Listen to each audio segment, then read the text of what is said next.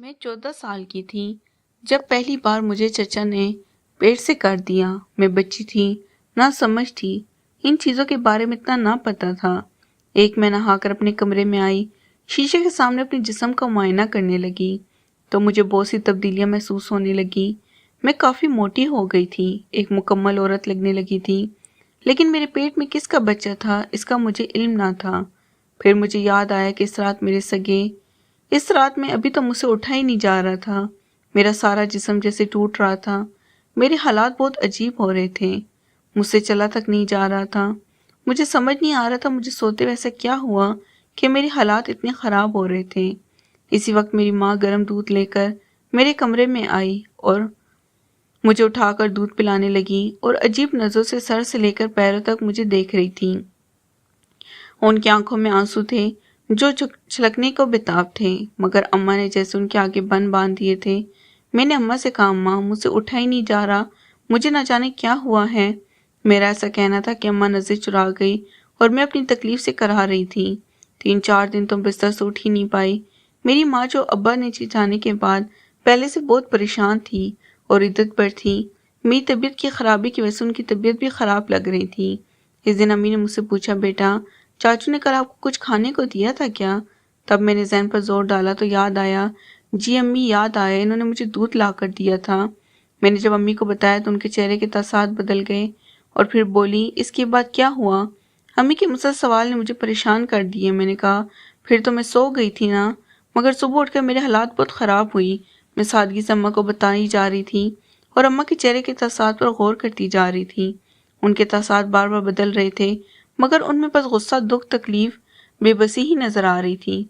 اپنی ایک مل کر مجھ سے جدا نہیں ہوتی، وہ میرے ساتھ ہی سونے گئی تھی۔ ایک ماہ گزرا تھا کہ میری طبیعت پھر خراب رہنے لگی۔ اب مجھے چکر آتے، الٹیاں آتی، جی متل تھا۔ جب میں امی سے یہ سب کہتی تو وہ مجھ سے نظریں چرا لیتی۔ اب مجھے پکا یقین ہو گیا تھا کہ مجھے کوئی بہت بری بیماری لگ گئی ہے۔ دیکھتے ہی دیکھتے میرا پیٹ بھی بڑھنے لگا تھا۔ دادی مجھے طاقت کی چیزیں کھلاتی تھی اور بولتی تھی، ان دنوں میں ایسی غذا ہی کھاتے ہیں۔ یہ سن کر مجھے لگتا میرے پاس دن کم ہیں، میں مرنے والی ہوں۔ تبھی دادی ان دنوں میں بولتی رہتی، مجھے اپنی ماں کا دکھ ہوتا تھا۔ بابا بھی انہیں 3 ماہ پہلے چھوڑ کر چلے گئے تھے، بار بار، اور اب بھی ماں کو چھوڑ کر جانے والی تھی۔ میری خراب طبیعت اور بڑھتا ہوا پیٹ مجھے مایوسی کی طرف لے جا رہا تھا۔ میں کسی سے بول نہیں رہی تھی، مگر مجھے ایسا لگتا جیسے میں نے اپنی زندگی کے آخری دن گن رہی ہوں، کیونکہ میں جب بھی کسی سے پوچھ رہی تھی تو سب نظریں چرا لیتے تھے۔ اس کا یہی مطلب تھا کہ میں مرنے والی تھی۔ خاص کر میری امی، وہ بہت دکھی اور پریشان نظر آتی تھی۔ جب میں کوئی بھی سوال پوچھتی تو بس مجھے پیار کرتی تھی اور روتی جاتی تھی۔ دکھ تو مجھے بھی بہت ہوتا تھا، میں اپنی ماں کو چھوڑنا نہیں چاہتی تھی، مگر زندگی پر ہمارا اختیار کب ہوتا ہے؟ جب میں 7-8 سال کی تھی تو ہم یہ گاؤں چھوڑ کر چلے گئے تھے۔ امی ابا کی شہر میں نوکری لگ گئی تھی اور ہم شہر میں رہتے تھے۔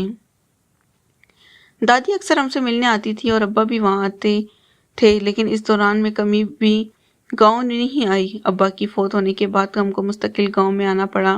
ابا کو بھی گاؤں میں دفنا دیا گیا تھا۔ اماں عدت میں بیٹھی ہوئی تھی ابا کا دکھ لینے، لیکن گاؤں میں میرا دل لگ گیا تھا۔ خاص کر چاچو جو ہر وقت میرا خیال رکھتے تھے، مجھے گھمانے لے جاتے، میرے کھانے پینے کے لیے چیزیں لاتے۔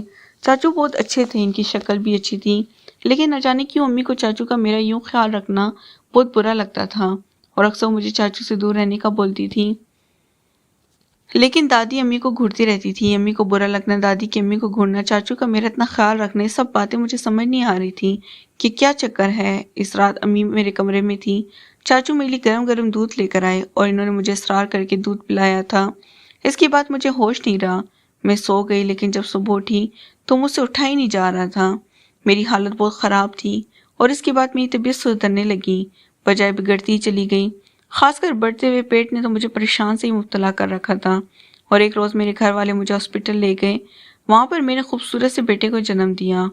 میں بہت زیادہ پریشان رہنے لگی تھی، میرے ساتھ کیا ہو رہا ہے؟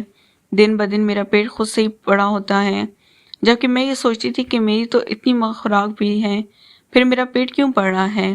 لیکن میں نادان، مجھے علم ہی نہیں تھا میں حاملہ ہوں۔ میں وقت سے پہلے بڑی ہو گئی تھی اور عمر سے زیادہ بڑی لگنے لگی تھی۔